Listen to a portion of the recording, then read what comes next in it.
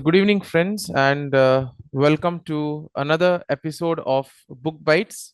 Today, we'll be taking a look at chapters 7 and 8 from the book Wise Animals, which we have been following during the course of this series so far. So, let's begin with the exposition of chapters 7 and 8. Chapter 7 is titled as Values and Assumptions, whereas chapter 8 is on myths and wish fulfillment. So we begin with values and assumptions, the delusion of neutrality. Now we see that our technological advancements have the potential to set in motion long lasting changes. But we see that we only have decades, not centuries to act.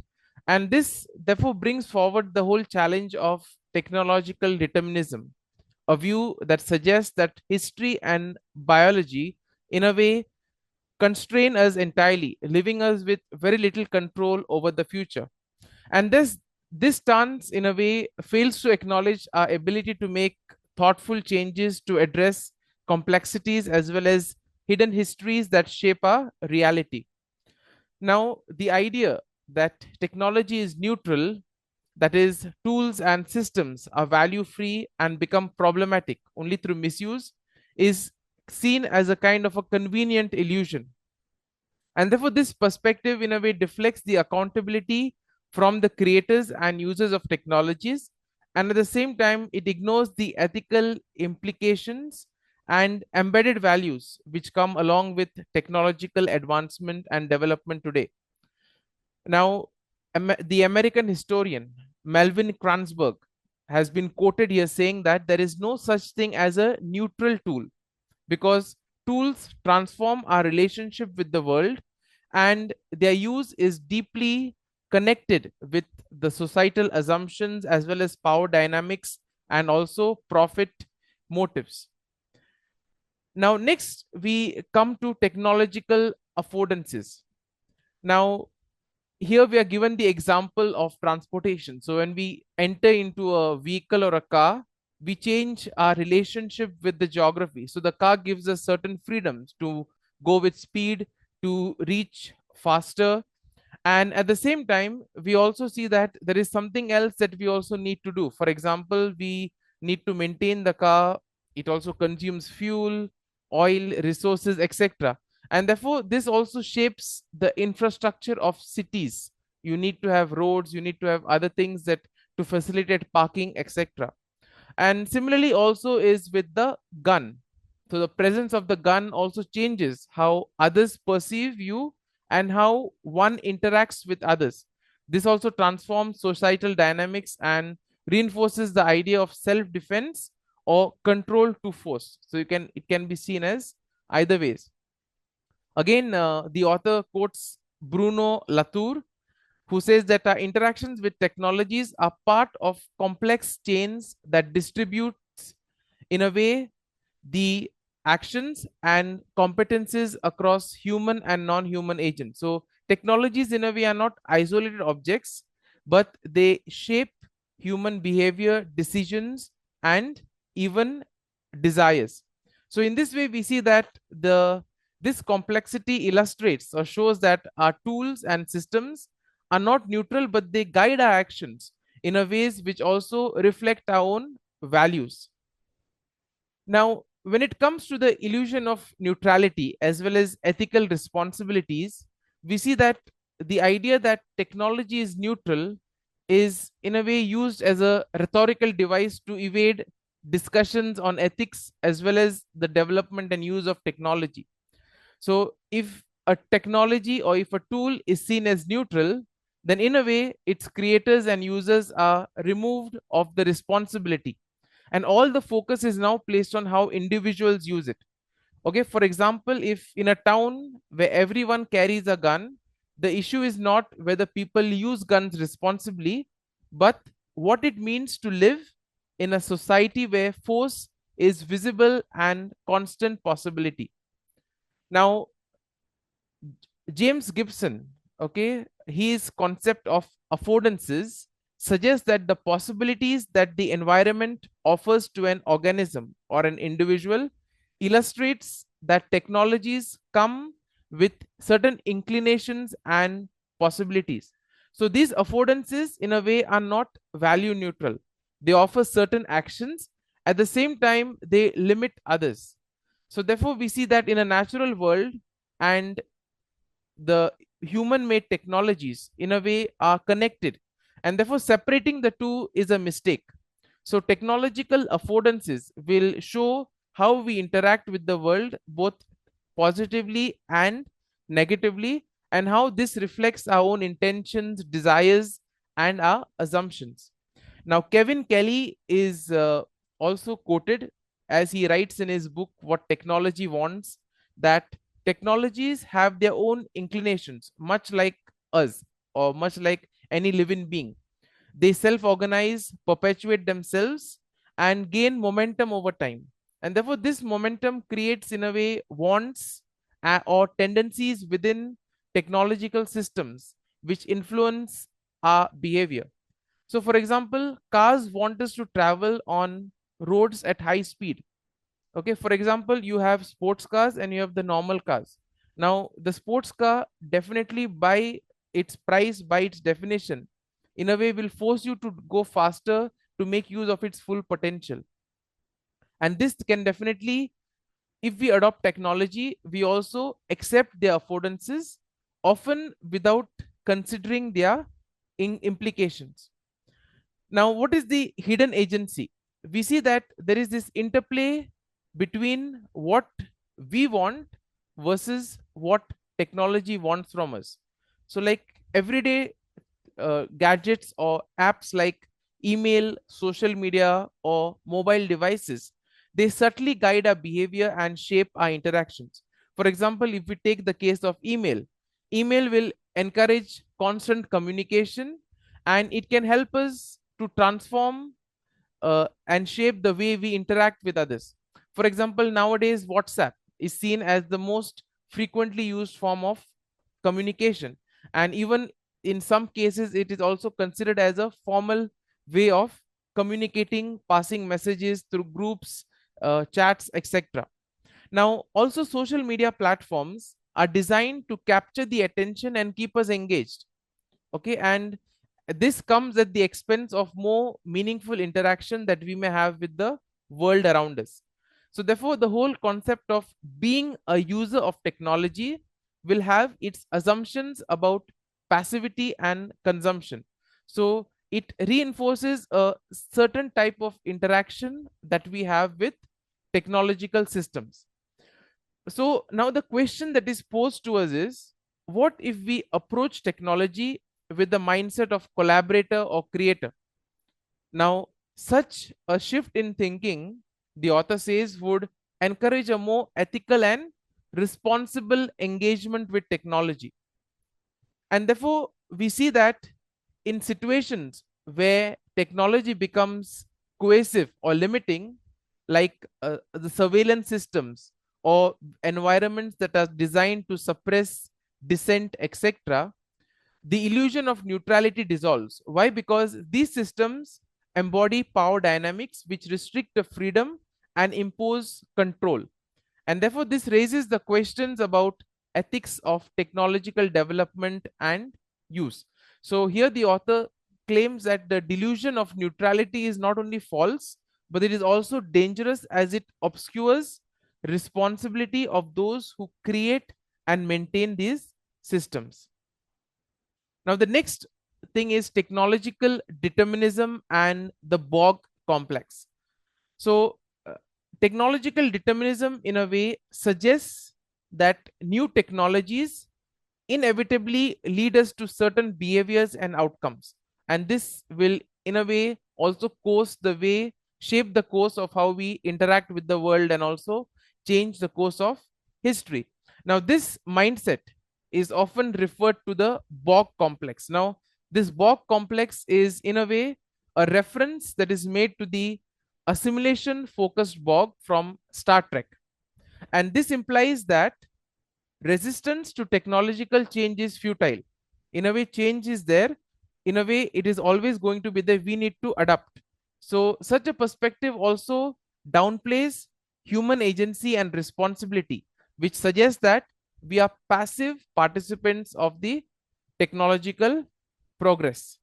Okay, so Marshall McLuhan's famous quote is quoted once again here, where he says that there is absolutely no inevitability as there is an unwillingness to contemplate what is happening. So, by critically examining the development and use of technology, we can take responsibility for its impact on society and environment. Now, we see that when the whole claim of neutrality, when we claim of technological neutrality and determinism, these in a way are articulated together many times, and we see that neutrality suggests that individuals have responsibility for how they use technology. So on the other hand, we see that determinism would imply that the technology dictates the behavior, leaving very little space for room. Now we see that in the seventh chapter there is a critical examination of the relationship between technology, human behavior, and ethical considerations. And also, we are shown how this, in a way, impacts our choices, impacts the values that we propagate.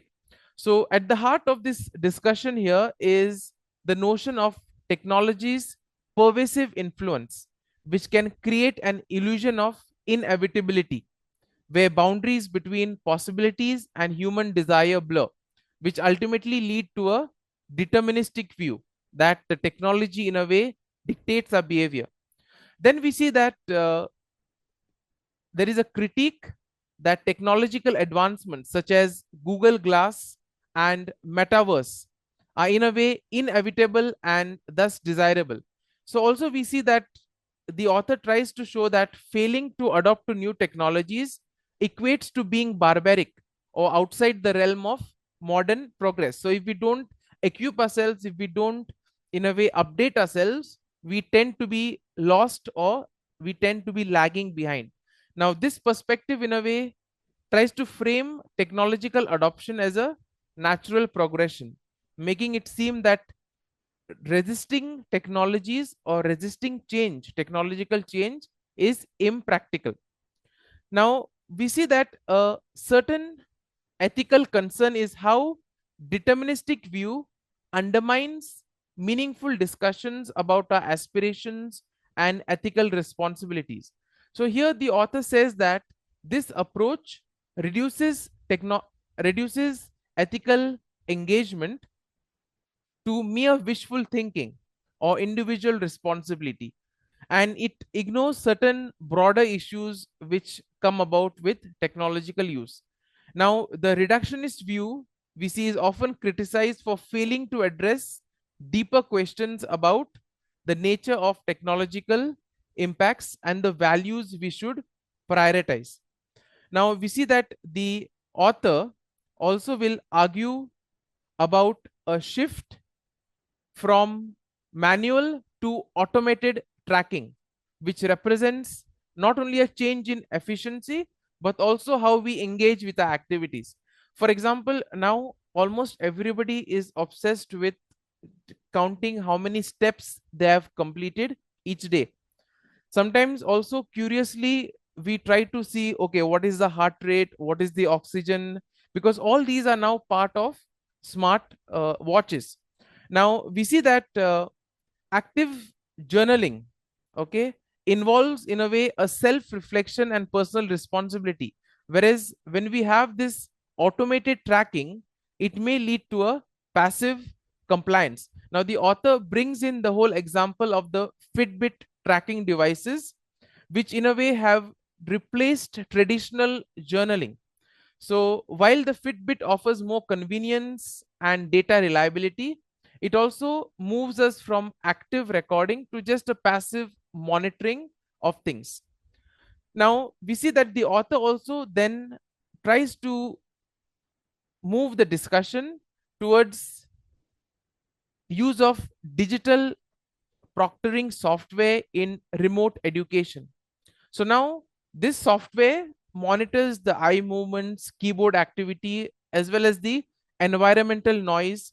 Now, this also in a way raises the concerns of privacy, fairness, and also maybe in a way exaggerating certain inequalities, because as we know that everywhere resources are not the same.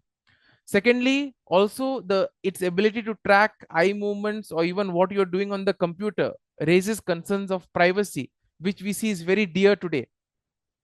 And therefore, at the same time, certain ethical and practical problems like racial biases in facial recognitions and the challenge that students with disabilities face also comes to the fore. Now we see that the implications of such technologies in a way influence societal norms and values. Now, when it comes to solutions, it is said that we must critically examine the assumptions that are there in these technological systems, and we need to seek for solutions that in a way align with the values. So for example, if we combine this automated tracking with self recording methods, could give us a more balanced view. Ultimately, we need to have a more nuanced and ethical understanding of technological role in our lives. We need to also question assumptions and values embedded in technological designs, and therefore we need to actively engage in how technologies in a way are used and integrated into society. We now move to the eighth chapter, that is myths and wish fulfillment, the delusion of magical thinking. And here we begin with Joan Didion's experience with grief, which is described in a memoir, The Year of Magical Thinking. So, which is in a way a complex response, psychological response to loss. Now, the whole thing goes that her husband suddenly dies from a heart attack, and therefore she finds herself grappling with that wishful thinking that she can go back, reverse the event. So this explores the irrational hope that belief alone could change reality. Okay, a mindset which she compares to that of a child who thinks that their thoughts can change the outcomes. Now we see that throughout the memoir, she presents two versions of herself. One is the rational observer, that she is aware of what is happening, and in the second case, a grief stricken widow who clings to delusion. For example, she gives an example of how she refuses to dispose of her husband's shoes with the thought that, okay, he will come back and when he comes, he will require them.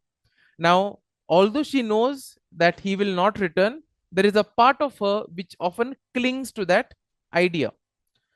Now, we see that next, we also have, in a way, the human tendency towards visual thinking.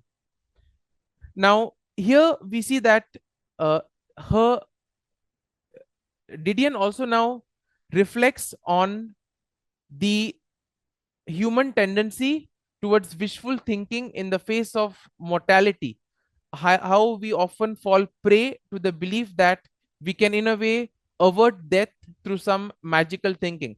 Now this is basically seen as a kind of a coping mechanism that allows us to feel some kind of control over uncontrollable reality, even if it is for a some time, so some kind of consolation that we get.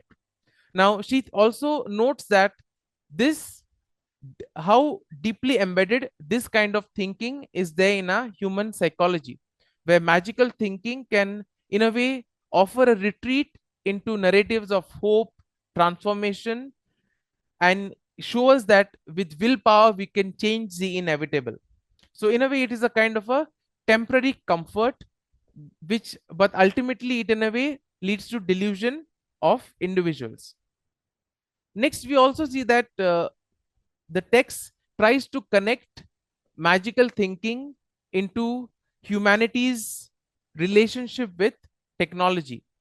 Now, it is said that technological advancements can inspire irrational belief in their power to solve all problems, and thus they can be in a way mythologized as infallible solutions.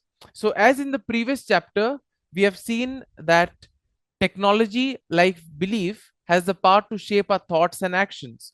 However, we see that the stories we construct around technology can become forms of our magical thinking. Now, next, we come to faith in technology as new religion. So, here, Simone de Beauvoir's critique is given, where he basically critiques this notion of magical thinking in relation to consumer culture, particularly in the advertising industry.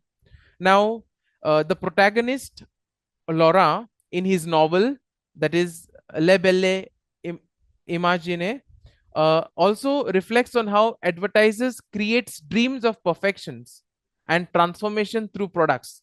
So, as we have seen in the products which are advertised, we somehow tend to get the impression that okay, if we get this product, it will change our life, it will make us easier. Okay, even with when it comes to phones, if I get this new phone, I'll be able to do many more things with it, and in a way, this compels us to buy that product. So here we see that de Beauvoir argues that to break free from this cycle, we must reject these myths of consumptions and the illusions of perfections that they offer.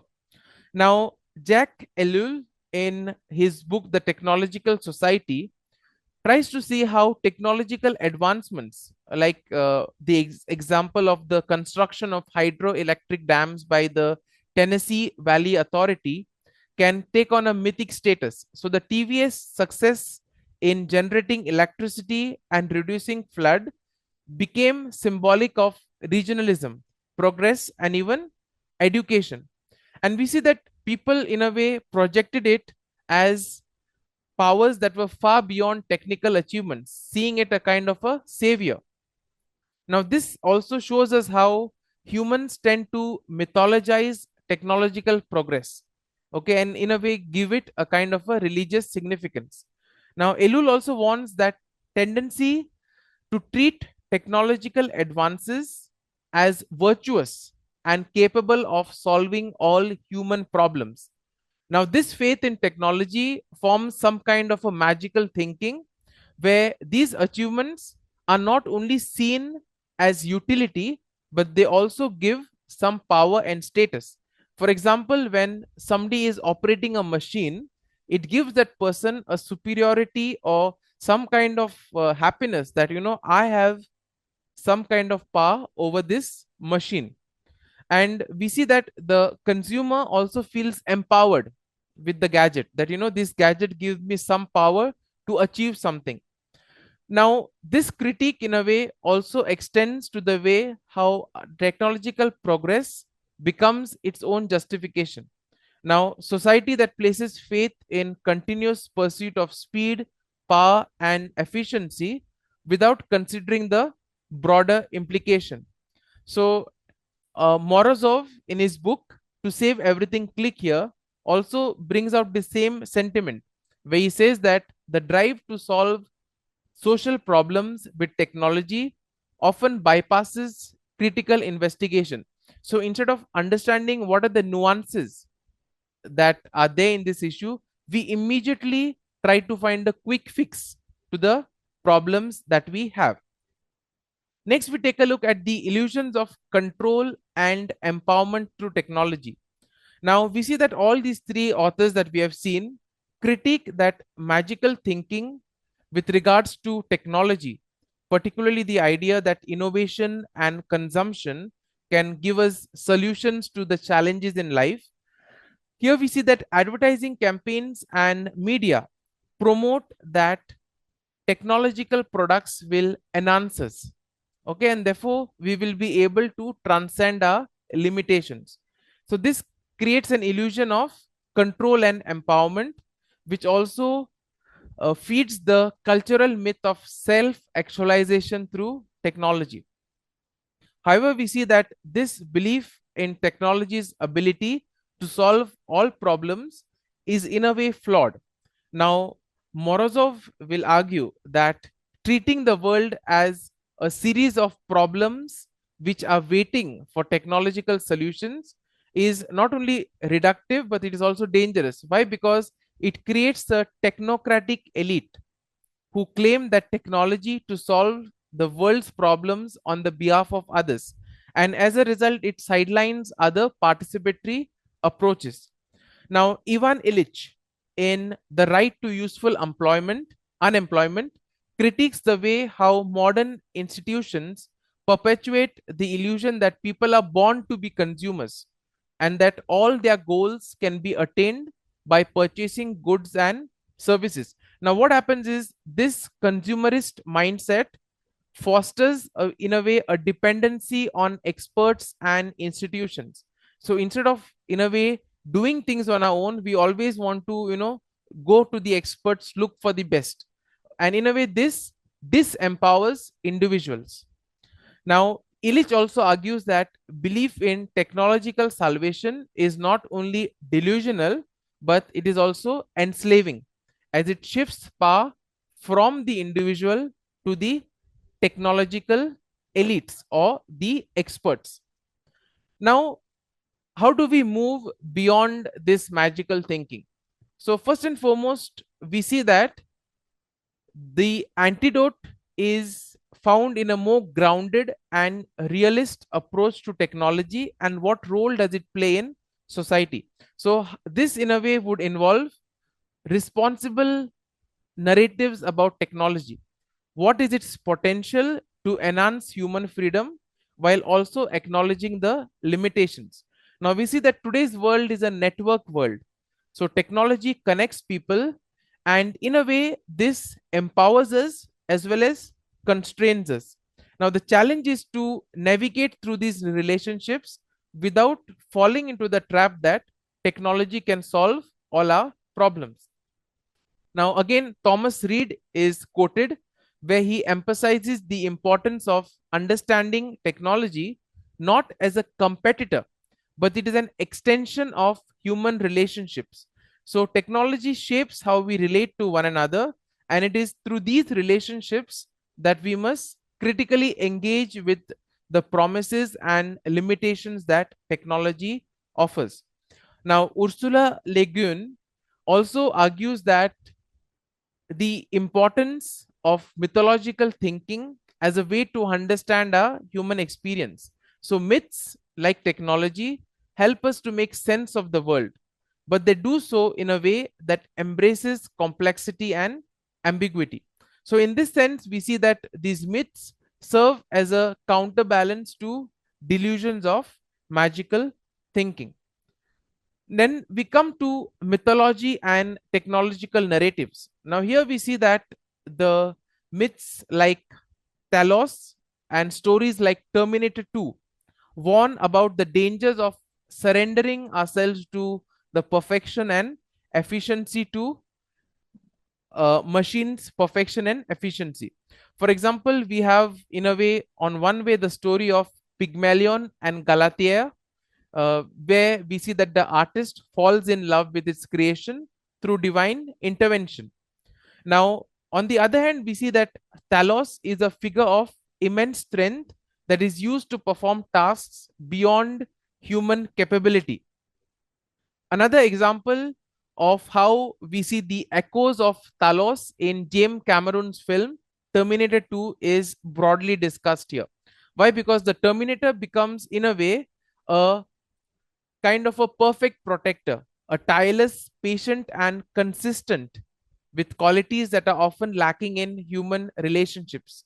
Okay, and this embrace of artificial companions reveals the dangers of replacing human vulnerability with mechanical perfection. So, also the idea of replacing human elements with artificial ones extends beyond Pygmalion, Galatea, and Talos. We see that this allure of technology offers the promise of companions or employees, or even in some case as sexual lovers. And this can, in a way, meet our needs without the imperfections which human beings have. So we see that on one hand, we also have some kind of concerns about machines replacing the humans. Why? Because it takes out the whole factor of human vulnerability. In a way, we see that when we interact with others, we take into consideration the situation, factors, etc. Technology, on the other hand, will try to give a very consistent mode of evaluation. And therefore, this whole question of using AI in evaluating or assessing students also comes to the fore. Now, when we look at the future of humanity and machines, we see that as machines become more advanced, certain philosophical questions will be raised about what does it mean to be human. And therefore, here the integration of technology into human life must, in a way, balance innovation with recognition of human responsibility and experience. Okay, so in a way, we see that the whole question will ultimately remain how we can navigate a future where machines will play an increasingly prominent role. So, here are a few questions for our reflection. First is, how does the illusion of technological neutrality influence the ethical responsibilities of creators and users of technology? And what are the potential dangers of viewing technology as value free? Next is, in what ways do technological affordances like cars or guns transform our relationship with society and the power dynamics? And how should these transformations be ethically managed in a technology driven world? Finally, can wishful thinking ever serve as a positive purpose, or does it hinder emotional growth or acceptance? Maybe we can share some experiences where we engaged in wishful thinking and how it had impacted our ability to face reality. Okay, so with this, we now open the floor for questions and reflections.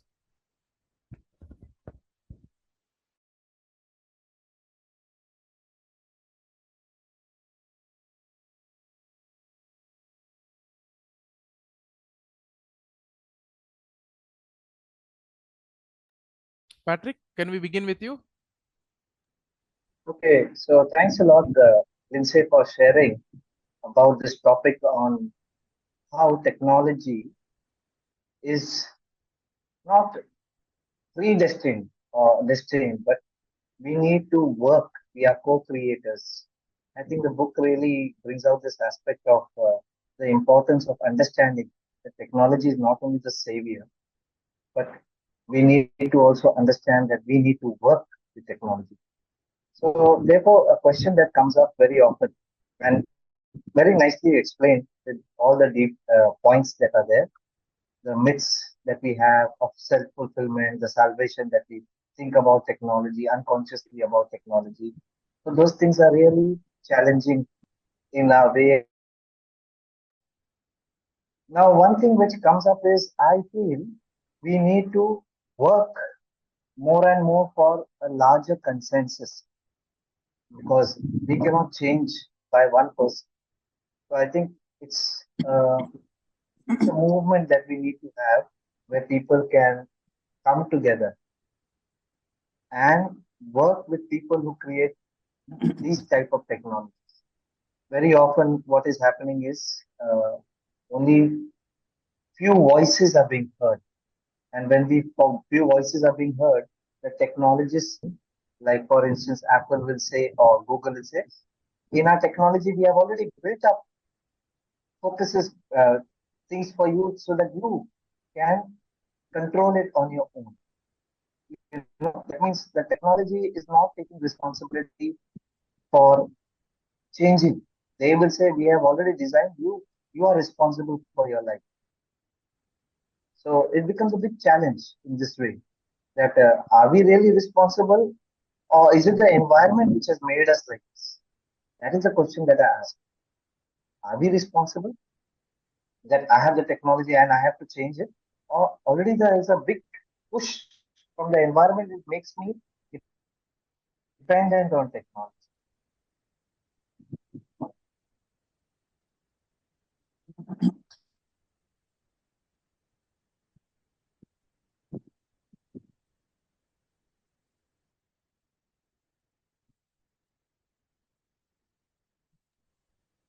Valley?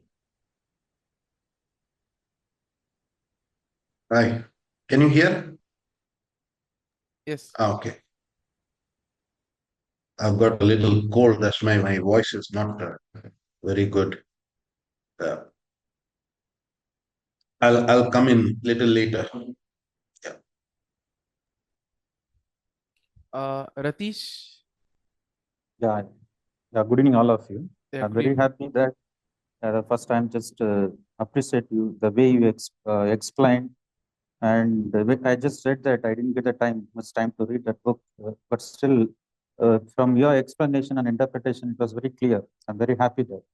So my it's not a question, my it's kind of a clarification. When you think, okay, what if when you try to see the limitation of using technology.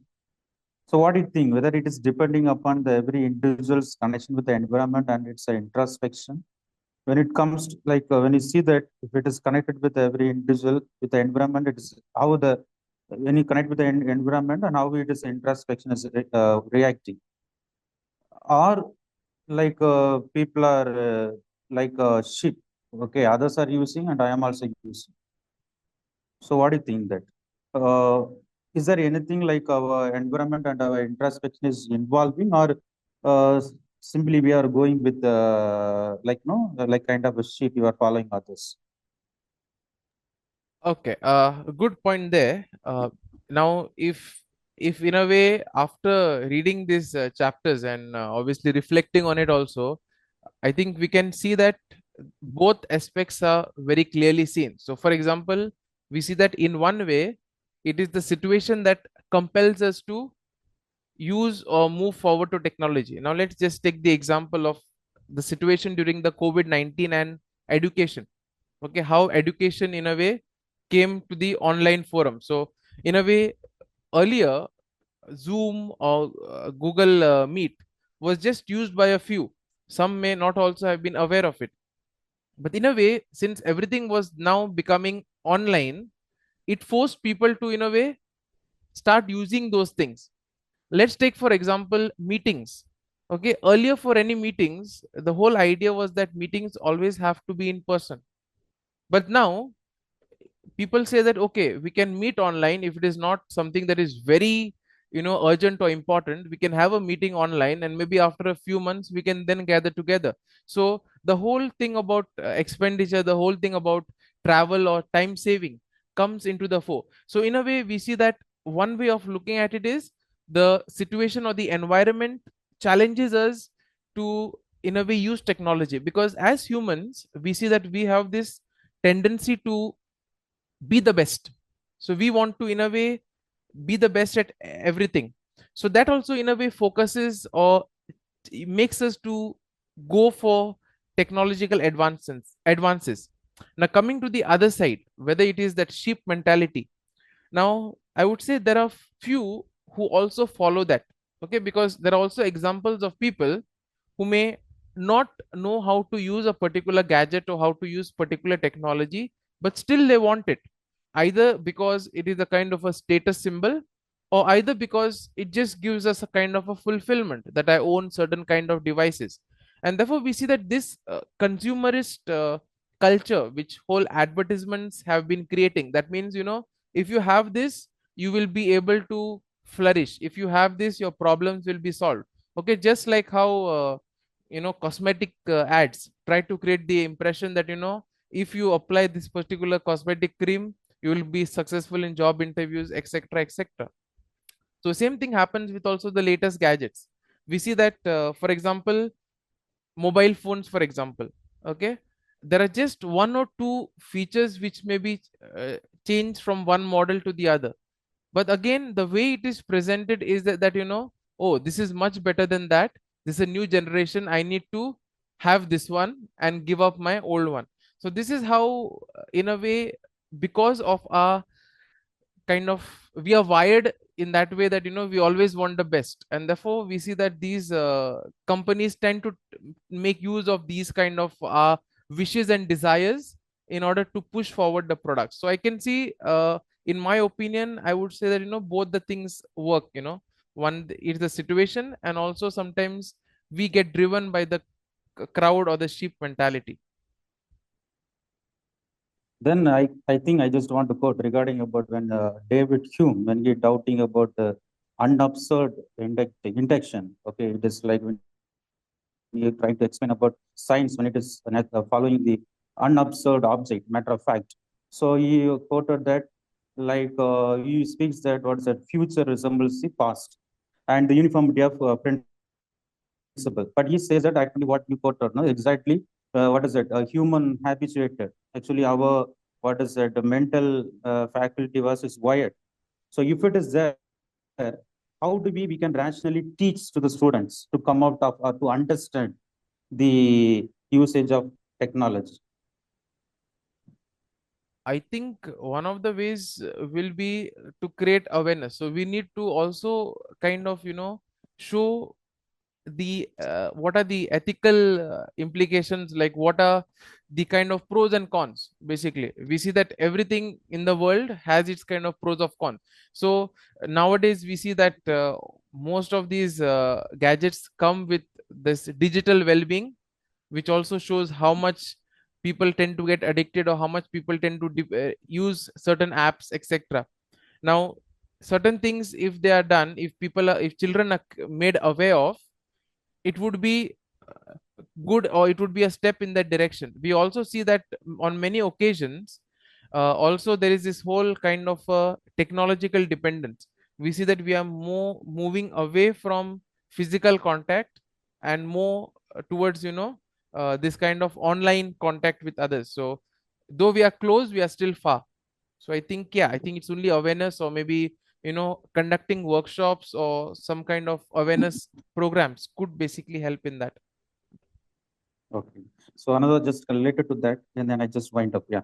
So when it is okay, if it is pros and cons, positive and negative, if it is a positive is more than no problem. We don't bother about that. But since it's a habituated and it is negatives more, then we need to address something, so to bring the society in a better way. Otherwise, maybe after some time, people may do not know what they are using. It is right or wrong. Still, they think that it is right.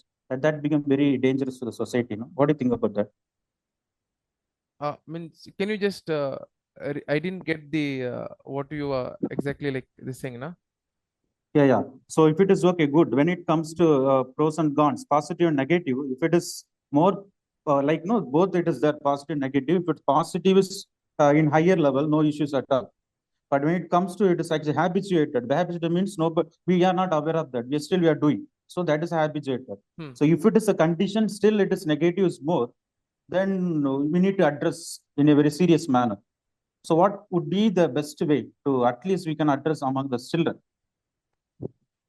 I think in a way, yeah.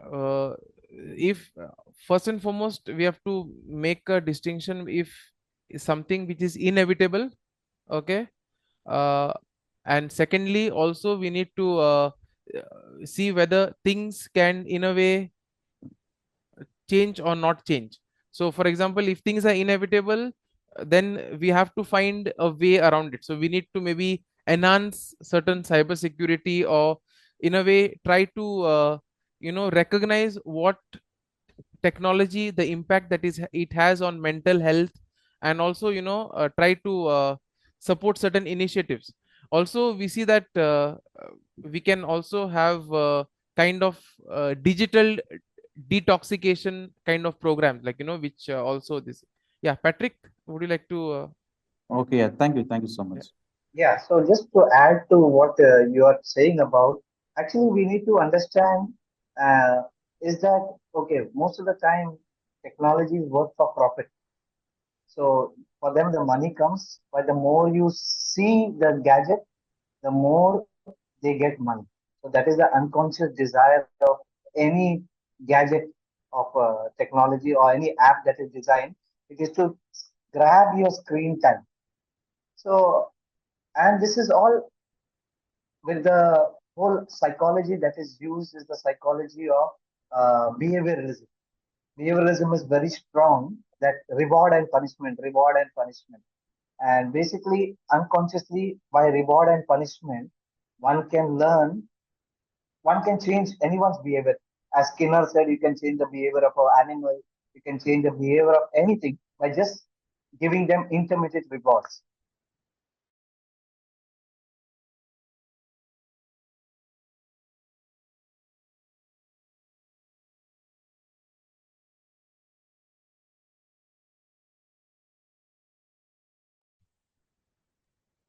May I come in? Yeah. Yes, Wally. Oh, is Patrick I think he's frozen there. frozen? Yes. Oh, We'll get him later once he okay. joins. Yeah. We have to go back Patrick is to back. taking, we have to take back control by making time for ourselves on how much can I use technology. We shouldn't allow technology to govern our timetable, but we should make use of that. So therefore, these two things also I think to add with Lindsay. Thank you. Thank you, Patrick. Wally? Yeah. Thank you, Lindsay, for this presentation of these two chapters. Uh, uh, After listening and just going through these chapters, I get a mixed opinion in the sense. Uh, the first feeling seems to be that technology is inevitable. What Chatfield is saying is technology is inevitable and we can't do anything about it. It's there and it's going to be there and it will be there. On the other hand, it is chapter 7 says, yes, of course, it is technology is not valuable. Whichever technology, religious, or depending on media or channel, neutral. There's some kind of a uh, perhaps uh, if not hidden agenda, at least some kind of a agenda is there.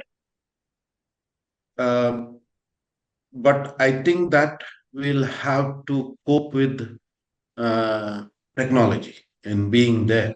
Continuing with this, the question that you have raised also is chapter 8, whether wishful thinking is an illusion or does it have anything positivity towards wishful thinking. Now, I know many people find if not solace, at least some kind of a, uh, uh, consolation using technology. Like when there is one of the instances mentioned there, when there is a grief, there are online groups which you can join to have grieving together, even in such things. So, which means technology makes these things possible. But again, the wishful thinking is as though technology is the savior.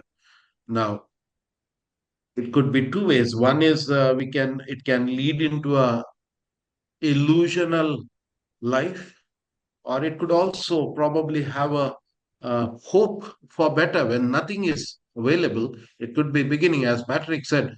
Um, but if technology becomes the sole controller of us, that's where probably what Chatfield wants to say, end of chapter 8, is are we turning to be consumers alone or users of technology?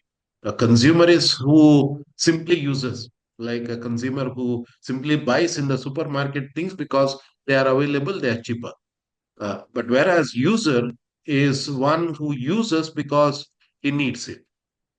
So that may be something that awareness we need to get into, than rather simply become a consumer of technology than a user, maybe as much as is required. And technology is going to make things easier, yes.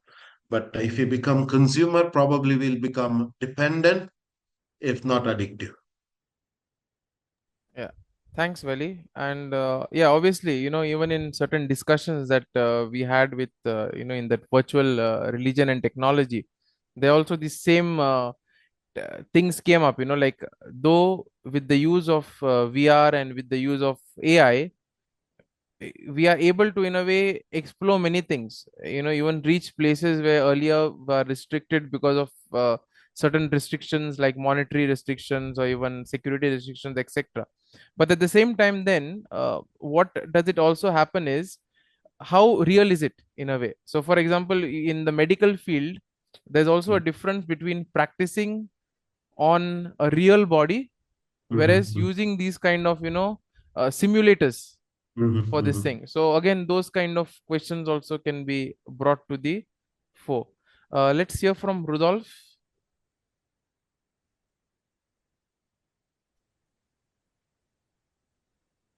Hello. Yeah. Uh, Sorry, I joined late. Uh, I had to meet rector, but Problem. yeah, uh, I did not hear to the most of the part of your presentation, but I have read the book, and some read the book in the sense these two chapters. Yeah, one thing which really struck me was the author says that we have only one world. There is no distinction between a natural world and artificial world. The present naturally we tend to think that we are living in a very artificial world because we are living online and we are spending much time online and so on. But the author is telling that we need not have this. We don't have these two kinds of worlds. We have only one world and the world which we are living. So I think that distinction will make us reflect more on the reality of present situation. That we are living in this world and this dichotomy between two worlds, and yeah, and also many speak of having different personas in different this one. So I think somehow all those personas of us, I think we need to somehow integrate, and this chapters really shed some light on it, that we are living in one world and we have to live an integrated life. And one more thing is he asked us to also reflect on not just what the technology can give us, but also to reflect on what it is taking away. So he is asking the question, what I want, and also what does the technology want.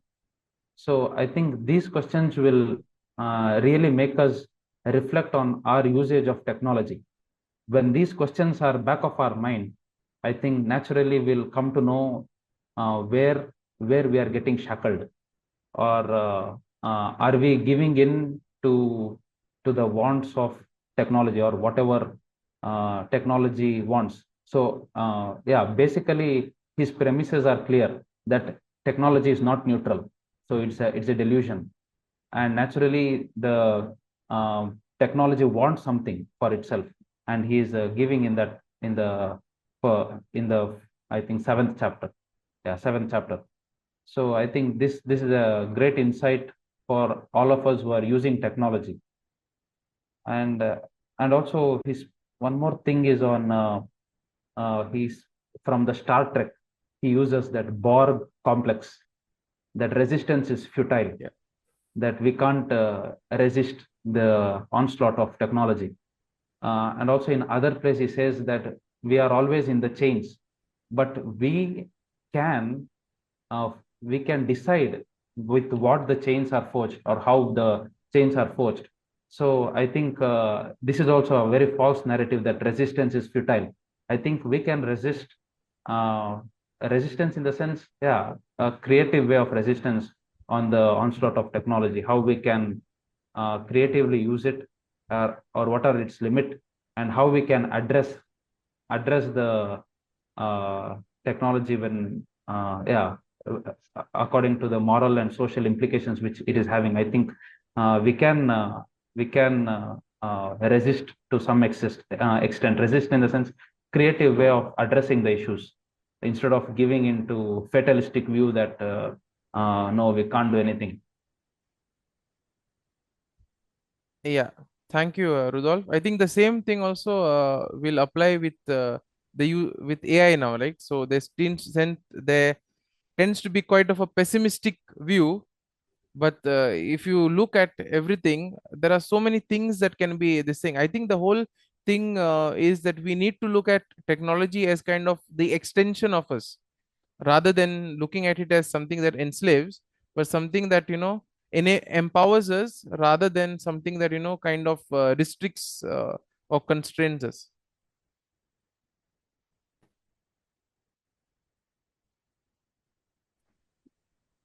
Lindsay, Yeah. in this only extension aspect also, it's a psychological also aspect of what we say that the child also extends to the world through toys. And this whole idea of technology being a toy should be also explored. Psychologically, we also explore this idea of my psyche extending into the technology. I think that makes more sense. Thanks, Patrick. Okay. Are there any more interventions or?